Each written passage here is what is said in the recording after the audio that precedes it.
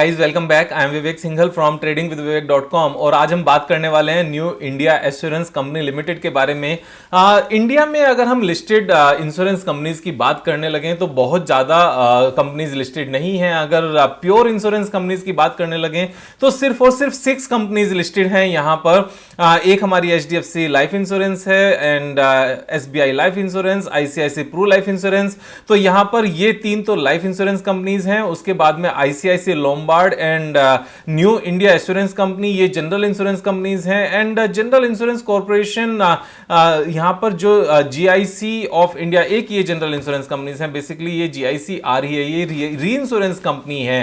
तो यहाँ पर जो सीधा बिजनेस नहीं करती बल्कि इंश्योरेंस कंपनीज के एक पार्ट को री इंश्योर करती हैं जिससे उनके ऊपर बर्डन कम हो सके, क्योंकि जनरली जनरल इंश्योरेंस कंपनीज या फिर लाइफ इंश्योरेंस कंपनीज वो सारा बर्डन अपने ऊपर नहीं लेती हैं। तो अकेली लिस्टेड कंपनी है general insurance corporation of India, अकेली री इंश्योरेंस कंपनी है भी इंडिया की, एक्चुअल में बाकी कोई नहीं है। तो यहां पर हम वापस से न्यू इंडिया एश्योरेंस कंपनी के बारे में बात करते हैं यहां पर। लेकिन आगे बढ़ने से पहले यहां पर 2 इंपॉर्टेंट पॉइंट्स है। सबसे पहले अगर सब्सक्राइब नहीं किया चैनल को तो सब्सक्राइब कर लेना, क्योंकि हम एवरीडे 5 o'clock एक नई वीडियो लेकर आते हैं जिससे हम अपने ट्रेडिंग और इन्वेस्टमेंट स्किल्स को शार्प कर सके, एवरीडे हम कुछ नया सीख सकें। और दूसरा यहां पर यही एक पॉइंट है कि ये एक एजुकेशनल वीडियो है, यहां पर हम सीखने के लिए ही आए हैं। मैं यहां पर आपको कोशिश कर रहा हूं कि किस तरीके से हमने अपने बिजनेस को एनालाइज करना है, किस तरीके से हमने बिजनेस एनालाइज करके टेक्निकल समझना है, फाइनेंशियल समझना है, और जब तीनों चीजों की तरफ से गो अहेड मिल जाए तब अपनी समझ के हिसाब से, अपने रिस्क के हिसाब से यहां पर ट्रेड लेना है। तो ट्रेड जो भी लोगे आप अपने हिसाब से लोगे, मेरे कहने से नहीं लोगे, मेरे कहने से यहां पर सिर्फ समझोगे चीजों को। तो यहां पर जब हम new India assurance company limited के बिजनेस को समझते हैं तो बिजनेस बड़ा सिंपल है। यहां पर इनके ये सारे प्रोडक्ट्स हैं। प्रोडक्ट्स मींस ये मोटर इंश्योरेंस में भी हैं, जिसको हम कार इंश्योरेंस या बाकी कमर्शियल व्हीकल इंश्योरेंस जो भी है, और उसके बाद में यहाँ पर हेल्थ इंश्योरेंस भी है, ट्रैवल इंश्योरेंस भी है, होम एंड कंटेंट्स भी है, मींस होम इंश्योरेंस भी होता है। फिर customised business and SME products हैं, यानी कि जितने भी जैसे fire, burglary, marine, cargo, commercial vehicles, miscellaneous and multi peril policy for LPG dealers and neon sign insurance, plate glass insurance. तो सभी तरह की इंश्योरेंस पॉलिसीज हैं इनके पास। इन सब चीजों को लेकर गवर्नमेंट स्कीम भी है एंड अदर प्रोडक्ट्स में इनके पास और भी बहुत सारे, मींस जितने भी तरह के लाइफ इंश्योरेंस को छोड़कर इंश्योरेंस हो सकते हैं वो सारे के सारे यहां पर इंश्योरेंस इनके पास अवेलेबल हैं। और ये एक्चुअल में मार्केट लीडर भी हैं। मार्केट लीडरशिप कैसे पता चलती है? मार्केट लीडरशिप पता करने का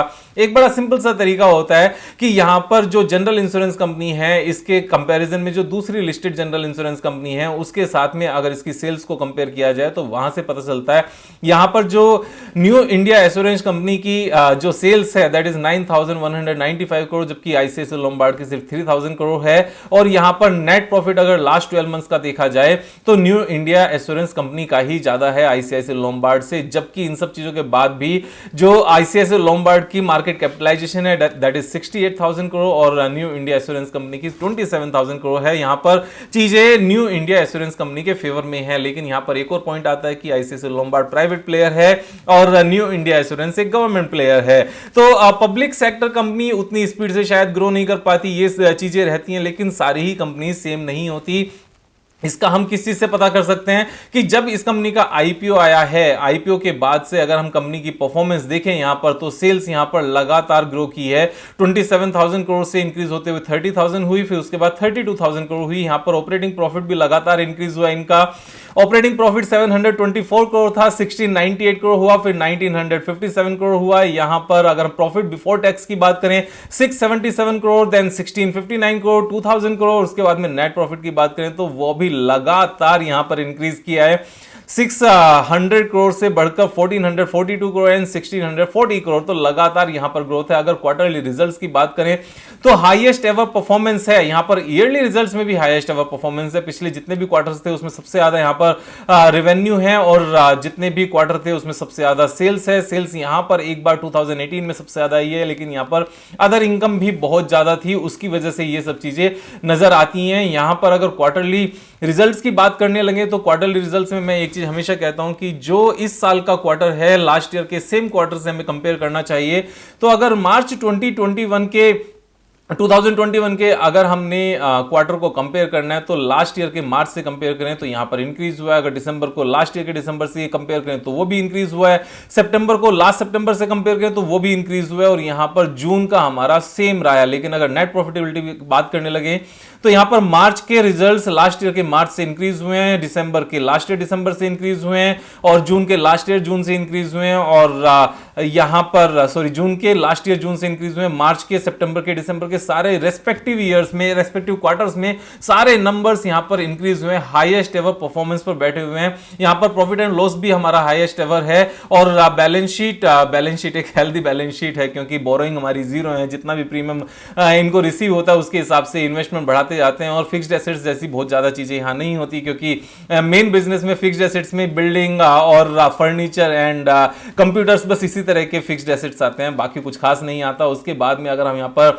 शेयर होल्डिंग पैटर्न की बात करने लगे तो share holding pattern is superb. यहीं से चीजें पता चलती हैं कि ऑपरेटर कैसे इसको एक सेकंड में लेकर ऊपर चलना शुरू कर देगा and nobody would be able to stop it. उसका सिंपल सा रीजन है कि जितनी भी होल्डिंग है वो सारी की सारी गवर्नमेंट के हाथ में है। प्रोमोटर के पास, यहां पर प्रेसिडेंट ऑफ इंडिया के पास 85.44% की शेयर होल्डिंग है। उसके बाद में एफआईआई के पास ऑलमोस्ट जीरो है, लेकिन डीआईआई के पास 13.19% है।